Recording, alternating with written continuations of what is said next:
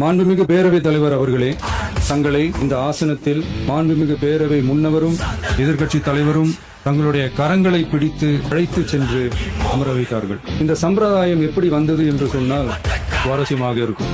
பெரிய வரலாறு சம்பவத்தில் உள்ளது.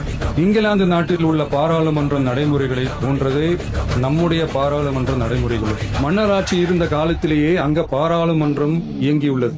அக்காலத்தில் அனைத்து அதிகாரங்களையும் பெற்ற மன்னரும் இருந்தார், பாராளுமன்றமும் இயங்கியது. அங்கே மன்னர் ஒரு பணியை செய்ய வேண்டும் என்று விரும்புவார். பாராளுமன்றம் அவருடைய விருப்பத்தை பெரும்பாலும் நிராகரிக்கும். மன்னர் விரும்பிய காரியத்தை பாராளுமன்றம் நிராகரித்து விட்டது என்கிற செய்தியை மன்னருக்கு சொல்ல வேண்டியவர் பாராளுமன்ற தலைவர், ஸ்பீக்கர் என்பார்.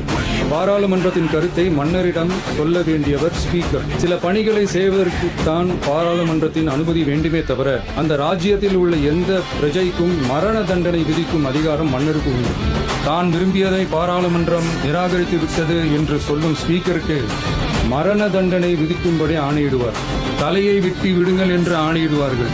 இது பலமுறை நடந்ததால் யாருமே இந்த ஸ்பீக்கர் பதவிக்கு வர விரும்ப மாட்டார்கள். எனவே புதிதாக பாராளுமன்றம் அமையும் போது ஸ்பீக்கர் பதவிக்கு ஒருவர் அறிவிக்கப்பட்டவுடன் அவர் உடனே தலை தப்பித்தால் போதும் என்று ஓட்டம் பிடிப்பார். அணை முன்னவரும் எதிர்க்கட்சி தலைவரும் அவரை தடுத்து நிறுத்தி அவர் கைகளை பிடித்து இழுத்து வந்து ஆசனத்தில் அமர வைப்பார்.